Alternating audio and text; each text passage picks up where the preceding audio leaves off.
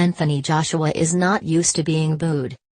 But the darling of British boxing incurred the fans' wrath as he cast out on a rematch with Dillian Whyte on Saturday night. Moments after watching Whyte knock out Dereck Chisora, Joshua clambered onto the ring apron to confront his rival.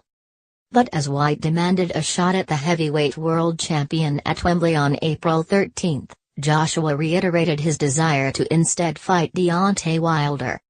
What remained of the 19,000 sellout O2 crowd voiced their frustration before Whyte stormed back to his dressing room.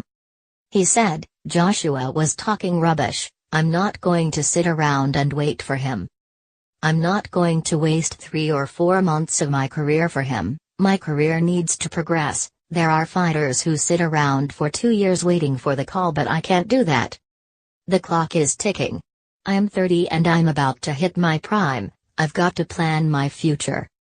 Whyte was knocked out by Joshua 3 years ago when they fought for the British title.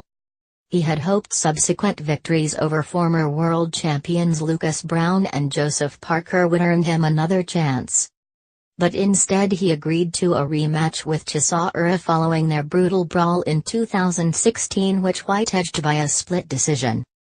This time Whyte took matters into his own hands, delivering a hellacious left hook to bring a concussive conclusion to the rivalry. Chisora was ahead on 2 of the judges' scorecards going into the penultimate round, but was then deducted a second point for leading with his elbow, before Whyte sent him crashing to the canvas where he lay motionless. He eventually rose unsteadily to his feet as Whyte admitted, "Everyone loves a knockout, but I was worried for him. I thought he might not get back up. We talk a lot of smack, but when he went down I was worried for him. He's got family to go back home to.